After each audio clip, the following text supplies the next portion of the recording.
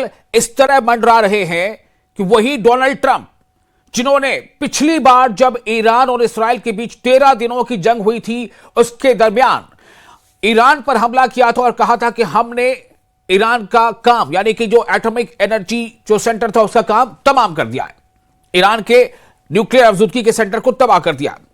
लेकिन फिर क्या हुआ कि डोनाल्ड ट्रंप को लगता है कि ईरान पर हमला करना जरूरी है। अब उसके लिए अमेरिका को कोई बहाना चाहिए था। ईरान में हालिया दिनों कुछ अनरेस्ट देखा गया। ईरान के अंदर वहां की पब्लिक, खासतौर से ताजिर बिरादरी सड़कों पर आ गई, महंगाई के खिलाफ, ईरान की करेंसी रियाल की गिरती कदरों के खिलाफ। और उस प्रोटेस्ट को अमेरिका ने हाईजैक कर लिया। अमेरिका ने कहा कि अगर प्रोटेस्टर्स को मारा गया, उन्हें शूट किया गया, तो हम ईरान पर हमला करने के लिए तैयार हैं। We are ready to save them. मतलब क्या है? एक दूसरे मुल्क में मुदाखलत करके, हस्तक्षेप करके, we are ready, we are loaded and ready, ये स्टेटमेंट था। उसके बाद दुनिया यह देख रही है कि किस तरह से ईरान के आसपास अमेरिका अपने सोल्जर्स की, अपने फौजियों की घेरा तंग करता जा रहा है। चाहे वो पर्शियन गल्फ हो, चाहे हिंद महासागर हो, अमेरिका के जो फ्लाइट कैरियर्स हैं, यानी युद्धपोत, वो आते नजर आ रहे हैं, फाइटर जेट्स। यहां तक की खबर है कि एक हेवी डिप्लॉयमेंट जो काफी दिनों बाद अमेरिका ने कहीं अपनी फौजों को इस तरह से डिप्लॉय किया है, वो देखा जा रहा है। लेकिन डोनाल्ड ट्रंप का स्टेटमेंट क्या आता है कि हम हालात पर कड़ी नजर रख रहे हैं, हम उन्हें अपनी निगरानी में रख रहे हैं, अभी हम कुछ करेंगे नहीं। अमेरिका चाहता क्या है? क्या अमेरिका ईरान पर हमला करना चाहता है? अगर अमेरिका ईरान पर हमला करना चाहता है तो कब तक कर सकता है? अगर हमला करता है तो ईरान का जवाब क्या होगा, कैसा होगा? क्योंकि ईरान के जो आला सरबराह है, लीडर है, वो कह चुके हैं कि वी आर ऑल रेडी, हमारी उंगलियां ट्रिगर्स पर हैं। सवाल यह है कि क्या जंग की कोई एक बड़ी वजह है अमेरिका के पास दुनिया को यह बताने के लिए कि अगर जंग होती है, अगर अमेरिका ईरान पर हमले करता है तो आखिर क्यों? कई सवाल हैं। अगर जंग होगी तो क्या यह सिर्फ मिडिल ईस्ट तक इसका असर होगा? क्या इसके असर से मिडिल ईस्ट के बाहर के भी लोग, बाहर के भी देश इससे प्रभावित होंगे? भारत का किरदार उसमें क्या हो सकता है? ऐसे कई सवाल हैं। इस पर आज हम सवाल का जवाब ढूंढने की कोशिश करेंगे। अपने पास एक खास जो पैनलिस्ट आज हमारे साथ मौजूद है, उनसे जानेंगे कि इसकी सच्चाई क्या है। आप बने रहे न्यूज़ 18 के साथ।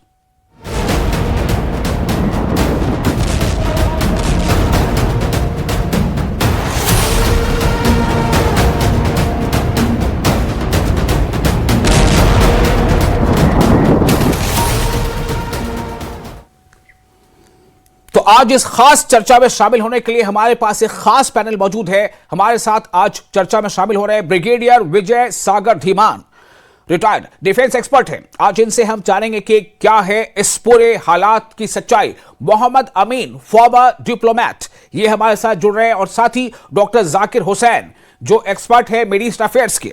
सबसे पहले ब्रिगेडियर, मैं आपके पास आना चाहता हूं। मैं चाहूंगा कि आप जरा हमारे दर्शकों को, हमारे नाज़रीन को यह बताएं कि जो फिलहाल स्थिति है वो क्या है? क्या ये जंग के बादल ही हैं जो कभी भी बरस सकते हैं? देखिए, जो ईरान की बेसिक प्रॉब्लम है, जो जस्टिफिकेशन अमेरिका की तरफ से है, वो थी न्यूक्लियर वेपन्स के ऊपर, कि न्यूक्लियर बॉम्ब जो है इस्लामिक वर्ल्ड में नहीं जाने चाहिए किसी भी कीमत पे। उसके अलावा उनका जो अल्टीरियर मोटिव है वो है ईरान का ऑयल, वो है ईरान के मिनरल्स, और सबसे बड़ी बात चाइना का बढ़ता हुआ इन्फ्लुएंस या यूएसएस रशिया का बढ़ता इन्फ्लुएंस ईरान के अंदर जी। अब प्रॉब्लम क्या है कि उन्होंने अपनी डिप्लॉयमेंट पूरी कर दी है, अपना कैरियर ग्रुप को मूव कर दिया है, जितने भी उनकी फोर्सेस हैं 10 के करीब उनके जो बेसेस हैं मिडिल ईस्ट पे, सब हाई अलर्ट पे हैं, कभी भी हमला होने की ताक में हैं। तो उनकी तरफ से बयान क्या आ रहे हैं कि हम सिचुएशन को वॉच कर रहे हैं। अब वो क्या वॉच कर रहे हैं सिचुएशन को? वो उनके पास दो तरीके हैं, एक है काइनेटिक मींस के जंग करना, दूसरा है नॉन काइनेटिक मींस कि जो वहां पे ऑलरेडी अनरेस्ट है उसको और बढ़ावा देना। अभी यहाँ पे अगर वो काइनेटिक मींस का यूज करते हैं तो जो पेजेश्कियां हैं या आयतुल्ला खमैनी है वो अपने लोगों को बोलेंगे, जो अभी भी कहा जाता है कि 20% से ज्यादा उनके फेवर में है, वो बोलेंगे देखिए ये सब अमेरिका करवा रहा है और 1979 जैसी सिचुएशन दोबारा क्रिएट कर दी जाएगी जो अमेरिका से इंटरेस्ट में नहीं है। दूसरा है कि वो आयतुल्लाह खुमैनी को एक तो वहां से गायब करवा लें with the help of Mossad and Israel. उसका करने से क्या होगा, ईरान में इनाकी फैल जाएगी, लॉलेसनेस फैल जाएगी। अब उनको चाहिए कि ये जो राइजिंग है वो इस स्टेज पे पहुंचे कि वो जनता जो है वो खुद ही उनको आईआरजीसी और उनके जो आयतुल्लाह खुमैनी के जो लोग हैं जो उनके खिलाफ उनका अरेस्ट है, इन्फ्लेशन है, लिबर्टीज की बात है, बाकी और जो है उनसे उखाड़ फेंके और अपनी किसी भी तरह से रजा पहलवी को धीरे धीरे वो वहां पे इंस्टॉल कर सकें। अगर आपने देखा हो रजा पहलवी ने ऑलरेडी टेलीविजन पे आना स्टार्ट कर दिया है और उन्होंने लोगों के फेवर में अपनी स्टेटमेंट्स देनी शुरू कर दी हैं। तो ये बेसिक एक डायलेमा है और यहाँ पे ईरान की तरफ से क्या खबरें आ रही हैं कि वो भी झुकने को तैयार नहीं है। वो बोलते हैं हम अटैक करेंगे, परंतु उन्होंने बहुत सारी मिसाइलों से अटैक इजराइल पे पहले भी किया था, तो इजराइल का जो आयरन डोम है उसको अब्जॉर्ब कर गया। दूसरा जो मेन वेपन उनके पास है हूतीज, हमास और हिजबुल्लाह, परंतु इन तीनों की तीनों जो टेरर ऑर्गेनाइजेशन इनको वो फंड करते हैं, इनकी टॉप लीडरशिप को इजराइल ने ऑलरेडी खत्म कर दिया है। तो इस किस्म का एक डायलेमा है। ट्रंप देख रहे हैं कि कब पासा पलटता है कि ऐसा पलटना चाहिए कि उन पे भारी ना पड़े और उनके जो स्ट्रेटेजिक ऑब्जेक्टिव्स हैं वो मीट कर जाएं। तो जहां तक अटैक का ख्याल है, मेरे ख्याल में वो लास्ट ऑप्शन होगी। पहले वो कोशिश करेंगे कि इसका जो नॉन काइनेटिक मीन्स के साथ जो तख्ता पलट हो जाए और वो जो भी गवर्नमेंट वहां बैठे वो प्रो अमेरिका हो।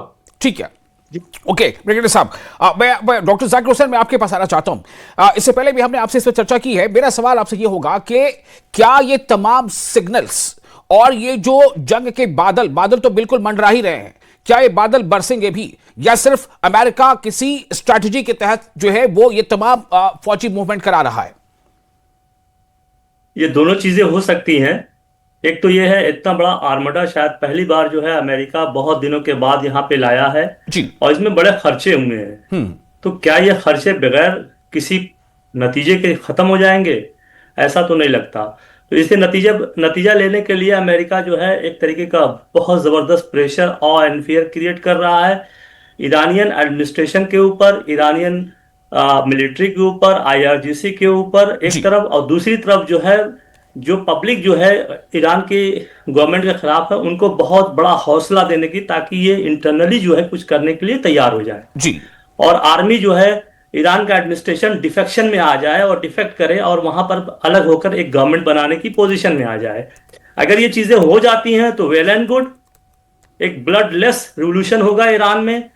लेकिन हालात ऐसे लगते नहीं है कि करंट खामनाई और उनके सपोर्टर्स जो है इस तरीके से गिव अप करेंगे, क्योंकि ये गवर्नमेंट खुद प्रोटेस्ट के जरिए आई थी, तो प्रोटेस्ट के जरिए जाएगी तो ये अच्छा नहीं लगेगा उनका जी। तो जैसे कि कहा जा रहा है 36 से 40 घंटे के अंदर ये अटैक होने की पूरी संभावना है जी। और अटैक जो है एक ब्लिट्जक्रिग जिसे कहते हैं जर्मन वर्ड के, बहुत तेजी से हर तरफ से किया जाएगा।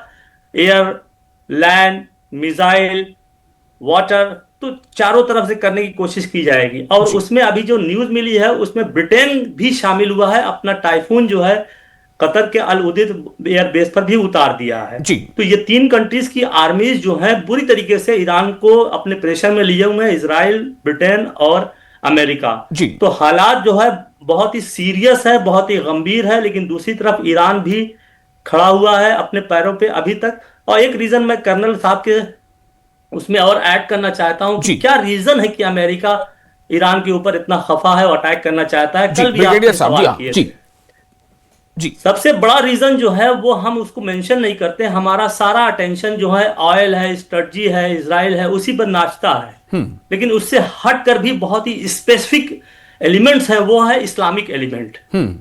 ईरान की गवर्नमेंट जो है पूरे इस्लामिक वर्ल्ड को एक मैसेज दे रही है कि you should throw away the western system and establish your own. और ये बहुत ही कंटेजियस डिजीज है जिससे जो है पूरी, अब आप देखिए, अगर देखिए तो इस्लामिक जो रूलर्स हैं उनकी स्टैंड दूसरी है, पब्लिक की जो इस्लामिक पीपुल ऑफ इस्लाम है, फॉलोअर्स ऑफ इस्लाम है, उनके अंदर एक अलग तरीके का वलवला है और ईरान को लेकर बहुत बड़ा सपोर्ट है। और इवन की सऊदी अरब, यूएई, कतर, इनकी जो है पॉपुलैरिटी बहुत ज्यादा नीचे चली गई है गाजा को लेकर, उसके बाद को लेकर जी।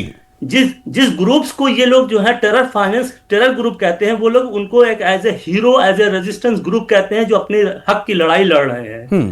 तो ये एक बड़ा जो है, और ईरान एक ओल्ड सिविलाइजेशन है। बिल्कुल। मैं जाकिर साहब ये हमारा सेकंड राउंड में मैं इस पे और चर्चा करूंगा तमाम पैनलिस्ट से। मैं फर्स्ट राउंड में सिर्फ इस पे मरकूज रखना चाहता हूं कि ये तमाम जो डिप्लॉयमेंट है, ये हेवी जो डिप्लॉयमेंट है, खुद डोनाल्ड ट्रंप अपनी जुबान से कह चुके हैं कि हमने बहुत बड़ी मिलिट्री जो है वहां सराउंड की है, लेकिन अभी हम कुछ करेंगे नहीं, हम निगरानी रख रहे हैं। मोहम्मद अमीन साहब हमारे साथ मौजूद है, फॉर्मर डिप्लोमेट। अमीन साहब, डोनाल्ड ट्रंप क्या चाहते हैं?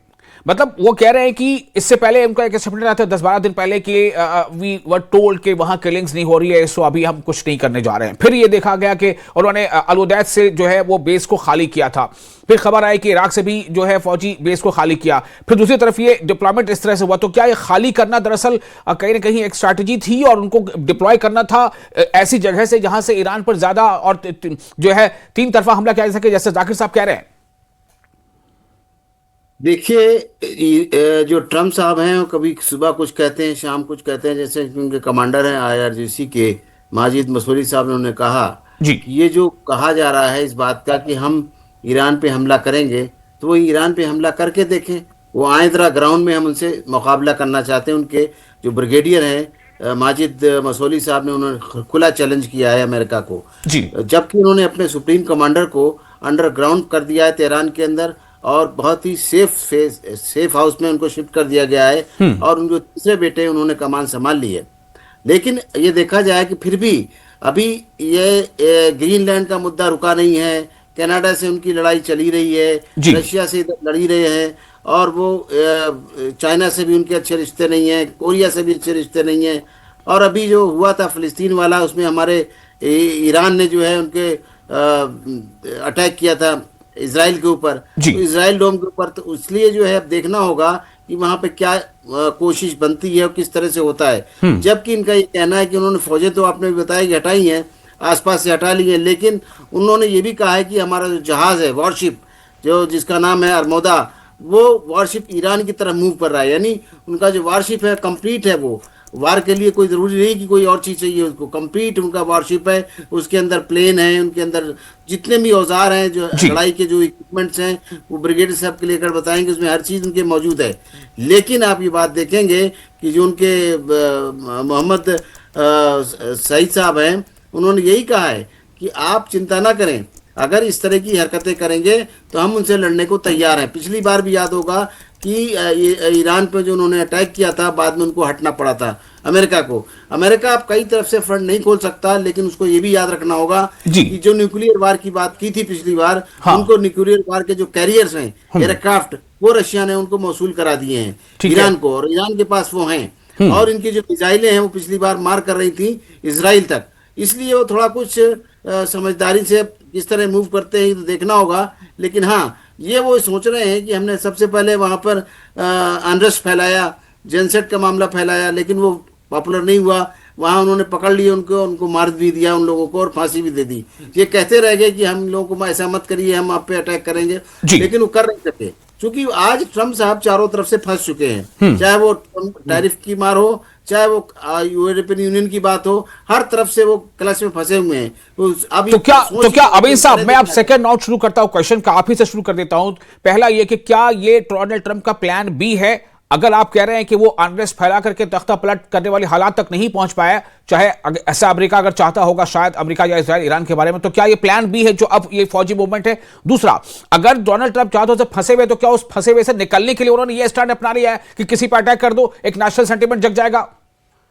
नहीं, वो अटैक तो नहीं करेंगे, मैं आपको बता रहा हूँ। सिर्फ वो डराने की कोशिश कर रहे हैं। उनका कई उनके ठिकाने खुले हुए हैं। आप देखिए, ग्रीनलैंड पास भी वार करना चाहते हैं, वहां भी उनकी मूवमेंट चल रही है। उधर कनाडा से अच्छे रिश्ते नहीं है। इधर आप सेंट्रल एशिया में देखिए उन्होंने क्या किया हुआ है। इस तरीके से पाकिस्तान में देखा जाए तो जहाँ पे आ जाएगा मसला आपका ईरान का तो है, लेकिन आप देखेंगे कि बीच में जो चीज़ें और आ रही हैं, उसमें आप फिलिस्तीन देखेंगे। फिलिस्तीन ज़्यादा इंपॉर्टेंट है, चाहे वो शिया मुस्लिम हो चाहे सुन्नी मुस्लिम हो, दोनों ही मुस्लिम फैक्टर को ज़्यादा तवज्जो देना है। इसलिए अब देखिए कि इन लोगों को अब की बार वो स्पेस नहीं मिल पाएगा जो पिछली बार मिल गया था। जैसे कि यूएई चुप बैठ गया था, आपका जॉर्डन चुप बैठ गया था और इनको अटैक करने दिए थे, या उनके जो ईरान के मिसाइल थे उनको रास्ते में दबोच लिया था, गिरा लिया था और वो नहीं इसराइल तक पहुंच सके थे। अब इसराइल को ज़्यादा फिक्र है अपनी, क्योंकि अगर ये वार होती है तो इसमें इसराइल को सीधे नुकसान होने वाला है। ठीक है, ओके। मैं ब्रिगेडियर विजय सागर धीमान रिटायर्ड आपके पास आना चाहता हूं। ब्रिगेडियर साहब, ये बताएं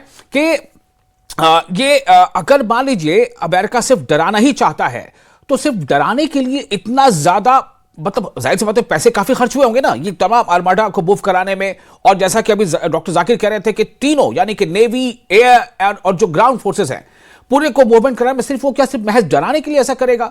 और जो अभी टर्की के एक बहुत सीनियर मिलिट्री ऑफिसर, उनका स्टेटमेंट आया था कि इसराइल बहुत जल्द ईरान पर हमला कर सकता है। तो क्या ये अमेरिका जो है वाया होगा कि इसराइल हमला करे ईरान पर, और ईरान अगर ज्यादा कुछ खतरा दिखता रहा है तो फिर अमेरिका जो है फिर वो ईरान पर अटैक करेगा? मैं थोड़ा चाहता हूं अपने दर्शकों के लिए आप ये बताएं कुछ। देखिए, सबसे पहले तो ये समझिए कि यदि युद्ध होता है तो वार ईरान भी करेगा, 100% करेगा। और ये कहना कि ईरान के जीरो होगा, वो नहीं। ईरान भी नुकसान पहुंचाएगा अमेरिकन को या इजरायलीज को, या अगर ब्रिटिश अगर अंदर आ जाते हैं, नंबर एक। लेकिन ब्रिगेडियर साहब, ईरान तो फिर भी ईरान है ना, वो अमेरिका तो नहीं है ना। वो अमेरिका और ब्रिटेन और इसराइल की मिली हुई ताकत तो नहीं है ना।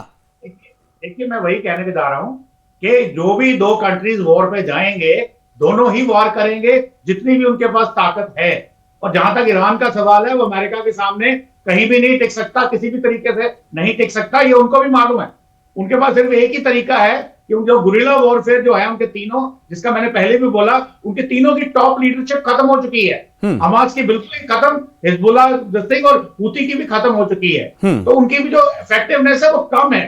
बाकी दूसरा ये कहना कि ट्रंप साहब फंस चुके हैं, मैं इससे सहमत नहीं हूं। ट्रंप साहब, प्रेसिडेंट ट्रंप अपनी हर चीज को प्रॉपर तरीके से चल रहे हैं और वो फर्मली इन कंट्रोल हैं। यहां पे एक ही डायलेमा इस वक्त ये है कि यदि वो डायरेक्ट एक्शन करके इवन खुमानी को निकाल भी देते हैं, उनको अब्डक्ट करा लेते हैं या उनको एग्जीक्यूट करा देते हैं, असैसिनेट करा देते हैं, तो उसके बाद ईरान की गवर्नमेंट कौन संभालेगा उस वक्त? क्योंकि इस वक्त जो सिचुएशन है, कोई भी लीडर नहीं है, लीडरशिप कहीं नहीं है जी।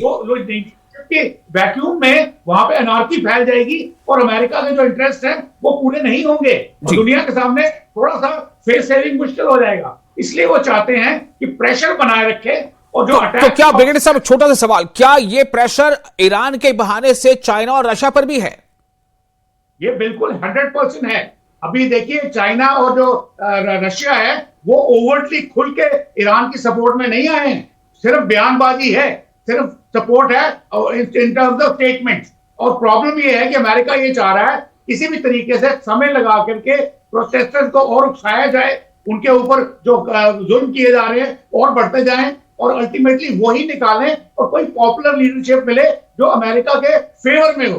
सिर्फ उस चीज का इंतजार किया जा रहा है और उसके लिए ज्यादा से ज्यादा प्रेशर बढ़ाया जा रहा है, काइनेटिक प्रेशर भी और नॉन काइनेटिक प्रेशर भी। यहाँ पे मोसाड है, MI6 है, CIA है, वो सब बिल्कुल एक्टिव हैं। वो 100% जो ईरानियन लीडरशिप है वो कहाँ छुपे हैं, कहते हैं 100% अंदाजा उनको पहले भी था, उन्होंने अब्डक्शन किए हैं अर्लियर और आगे भी वो करेंगे। तो उसकी प्रॉब्लम नहीं है। प्रॉब्लम सिर्फ यही है कि अगर ईरान के ऊपर एक्शन होता है तो ईरान की जो गवर्नमेंट है वो किसके हाथ में होगी, वो अमेरिका के फेवर में आएगी कि नहीं आएगी, फिर उस चीज का इंतजार किया जा रहा है। ठीक है डॉक्टर जाकिर, ये बड़ी अच्छी बात उन्होंने कही है कि अल्टीमेटली गोल तो यही है ना शायद कि ईरान में रिजीम चेंज हो और इस तरह की गवर्नेंस वहां पर ईरान में आ जाए कि उस पर अमेरिका का कंट्रोल हो। तो क्या इस वजह से जो इतनी मूवमेंट कराई गई है कि अगर फिर कुछ ऐसा अनरेस्ट वहां पर होता है तो बाद में पूरा कंट्रोल, पूरा ग्रिप बना सके अमेरिका? डॉक्टर जाकिर, आप हमें सुन पा रहे हैं?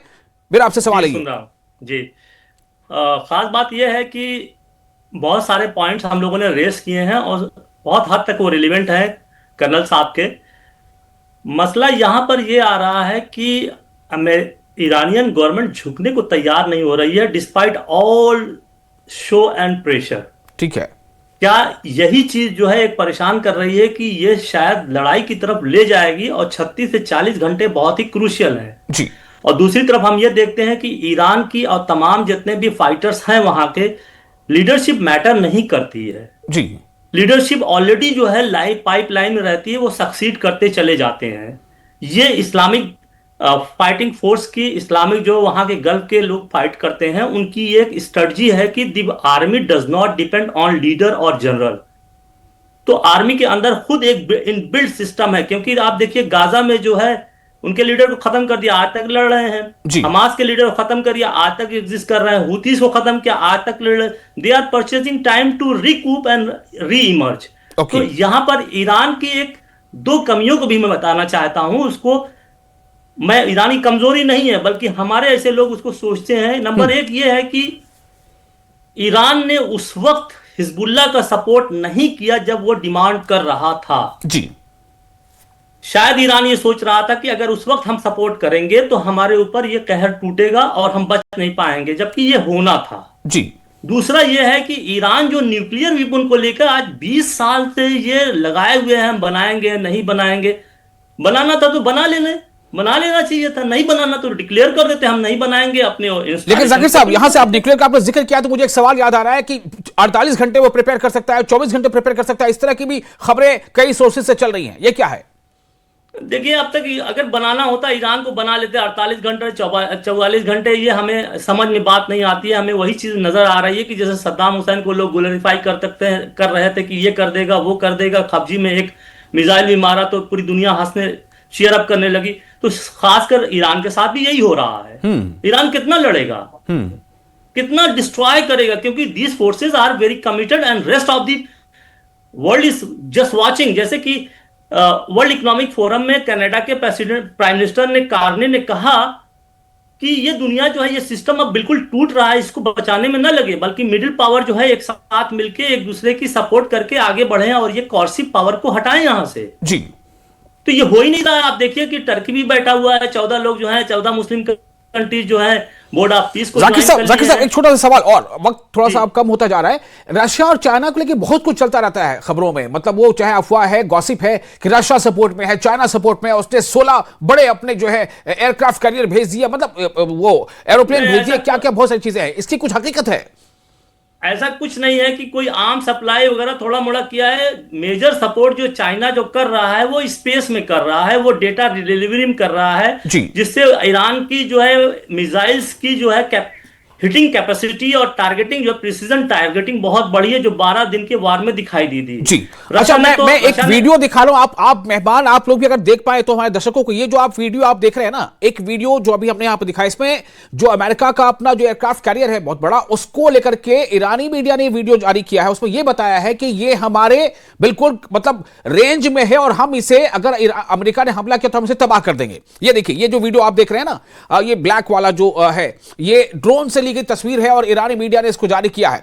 ये तस्वीर ये अमेरिका के उस एयरक्राफ्ट कैरियर की है जो पर्शियन गल्फ में है, और उसके बारे में ये बताया जा रहा है कि हमारे रेंज में ये है, हम अगर अमेरिका ने कोई ऐसी गलती की तो हम इसे टारगेट करेंगे और इस डेक पे जितने भी ये जेट्स हैं या हेलीकॉप्टर्स हैं उनको निशाना बनाएंगे। अमीन साहब, मैं आपके पास आना चाहता हूं, इस पहले जाकिर साहब आपका रिएक्शन ले लेता हूं इस वीडियो के बारे में। ये क्या है? ये अभी मतलब एक तरह से वॉर ऑफ नैरेटिव चल रहा है क्या? देखिए, दो चीजें हैं। ऐसे कहा जा रहा है कि चाइना ने शायद जो है इनके नेवल कैरियर को ब्रेक करने का मिसाइल दिया है, क्योंकि चाइना, ये जो अब्राहम आया है वो इंडो पैसिफिक से चल के आया है। तो चाइना के सामने भी एक चैलेंज है कि इनके नेवल करियर को किस तरीके से हेज किया जाए, किस तरीके से ब्रेक किया जाए, तो वो मिसाइल कैपेबिलिटी ईरान को दे सकता है। दूसरा यह है कि ईरान की जो स्पेस प्रोग्राम है वो भी बहुत इफेक्टिव है, लेकिन फिर क्या, मतलब अभी कुछ समझ में बात नहीं आ रही है कि ऊंट किस करवट बैठेगा। बिल्कुल ब्रिगेडियर साहब, आपसे भी ये सवाल मैं करूंगा इसी बारे में। ये जो वीडियो फुटेज जारी किया और ये जो धमकी दी गई कि अगर अमेरिका ने हमला किया तो हम इसे तबाह कर देंगे जी। फर्स्ट ऑफ ऑल, अगर आपका जो मैं वीडियो देख रहा हूं जी, इसमें मुझे ये क्लियर नहीं है कि ये जो एयरक्राफ्ट कैरियर है ये कौन सा है और कहां पे है। और अगर ये मान लें कि चाइना ने सैटेलाइट इमेजरी करेक्ट दी भी है और वो रेंज के अंदर है भी है, तो भी मैं आपको ये यकीन दिलाता हूं कि अगर चाइना के पास स्पेस कैपेबिलिटी है, रशिया के पास स्पेस कैपेबिलिटी है जो ईरान के फेवर में आती है, अमेरिका के पास स्पेस कैपेबिलिटी उससे भी ज्यादा है। और एयरक्राफ्ट कैरियर ग्रुप होता है, ये एक जहाज नहीं होता है, इसके इस जहाज का बेड़ा होता है, और बेड़े में कम से कम 20 से 40 जहाज हो सकते हैं, जिसमें एयर डिफेंस, इसमें एंटी मिसाइल डिफेंस, इनमें एंटी सबमरीन डिफेंस, हर किस्म की चीज होती है। ठीक है। एयरक्राफ्ट कैरियर का हिट होना एक दुनिया में समझ लीजिए अमेरिका की अल्टीमेट हार होगी। ठीक ये है, कभी ओके। नहीं हो पाएगा। अमीन साहब मैं आपके पास आना चाहता हूं। मुझे जरा ये बताएं कि अगर मिड ईस्ट में जंग भड़क गई, भारत को आप कैसे देखते हैं? क्या किरदार होगा, क्या असर होगा? देखिए, अगर ये वॉर पे जो डिपेंड कर रहे हैं ट्रम्प साहब की, हम वार करेंगे, यानी ईरान के ऊपर वार करना चाहते हैं, और ईरान भी अपनी जगह अड़ा हुआ है जी। रिलीजियस पॉइंट ऑफ व्यू से उसने साफ कह दिया कि हम तो लड़ेंगे या मर जाएंगे। दुनिया जानती है कि वो ईरान के लोग जो हैं किस तरह के मारने मर जाने में डरने वाले नहीं हैं, और इनकी तरह थ्रेट नहीं सुनते हैं। वो वाकई करके दिखाने वाले लोग हैं। पहले उनके यहाँ 79 में हो चुका है, आपको पता है, शाह की सरकार को निकाल दिया गया था। और मेरा सवाल जी, वो लोग आए। अब आप ये देखेंगे इस बात को कि ये जो वार है, ये वार अगर होती है तो ये थर्ड वर्ल्ड वार होगी। ये इसका मूवमेंट है, मैं आपको आज बता रहा हूँ। क्योंकि इसमें देखिए, ये अभी खामोश बैठे हैं, चाहे वो रशिया हो चाहे वो चाइना हो, स्टेटमेंट दे जरूर रहे हैं, लेकिन वो अपने रीजन में अमेरिका को घुसने नहीं देना चाहते। हमारा इंडिया भी नहीं चाहेगा कि हमारे रीजन में घुसे। वो चाह रहे थे, आपको याद होगा, इससे पहले कुछ दिन का मैं रिकलेक्ट करूंगा मेमोरी को, कि अफगानिस्तान के अंदर जो उनका बना हुआ है एयरबेस, उसको लेने की उन्होंने क्लेम करने की कोशिश की थी, जिसको रशिया ने बनाया था। वो भी नहीं देने को मना कर दिया। और अब इस तरह से मजबूत करने की कोशिश कर रहे हैं, लेकिन वो इस रीजन में घुसने के लिए बहुत दूर है उनके लिए। ठीक है, वार पेड़ा भेज दिया उन्होंने, लेकिन ये कंट्रीज भी कम नहीं है कि अपने एशिया के अंदर उनको घुसने देंगे किसी हाल में। नहीं तो वो किसी में भी कब्जा कर लेंगे। ये कोई वेनेजुला नहीं है कि वहां के प्रेसिडेंट को गए और हथकड़ी डाल के ले आए वहां पे, या ग्रीनलैंड नहीं है जहाँ पे आदमी नहीं रहते। ये वो जगह है जो लोग ने हमेशा, मतलब आप कह रहे हैं ग्रीनलैंड नहीं है, रेड लैंड है, फाइटिंग की है हमेशा। रेड लैंड है, खतरा है, जाने से डरने वाले नहीं है जी अमेरिकन की तरह, कि उनके यहाँ जो सिर्फ वार से लड़ते हैं, यहाँ लड़ने वाले लोग हैं, मरने वाले लोग हैं, चाहे वो हिंदुस्तान के हों चाहे ईरान के हों, ऐसा नहीं है कोई दिक्कत। आज देखिए आप, ईरान ने भी जो है तो क्या किया है, ईरान ने भी इस बात को जवाब दिया, ईरान को हमारे इंडिया ने जवाब दिया कि हम उनके साथ हैं। क्या ये दिखलाता है कि इंडिया उस ताकत के साथ है, क्योंकि हर तरफ वो अपनी दादागिरी करना चाहते हैं। आप देखिए, जो हमारा ईरान के पास में हमारा इतना बड़ा बन रहा था पोर्ट, उस पोर्ट को भी चाबार, उस पोर्ट को भी चाहते हैं कि नहीं हम कब्जा कर लेंगे। कैसे चलेगा? जिससे कि हमारा पूरा जुड़ा हुआ था नेटवर्क, यानी हम पाकिस्तान से फिर पूरे सेंट्रल एशिया में घुस रहे थे। आप बताइए, हर जगह आप घुस जाएंगे। वो हमारा गुजरात से जोड़ रहा था, यानी किसी कंट्री को आप डेवलप होने नहीं देंगे। आप क्या चाहते हैं, क्या है दुनिया में, ये सोच रहा है दुनिया में, और इसका जवाब जिनको मिलने वाला है ट्रम्प साहब को। ठीक है। ब्रिगेडियर विजय सागर धीमान रिटायर्ड, बहुत आपका शुक्रिया ब्रिगेडियर साहब। डॉक्टर जाकिर और मोहम्मद अमीन साहब, आप दोनों का बहुत बहुत शुक्रिया। और ये चूंकि इस पे हम किसी कंक्लूजन तक पहुंचने की अभी बात ही नहीं है, ये सिर्फ एक जो हो रहा है उस पर बात कर रहे हैं कि क्या हो रहा है।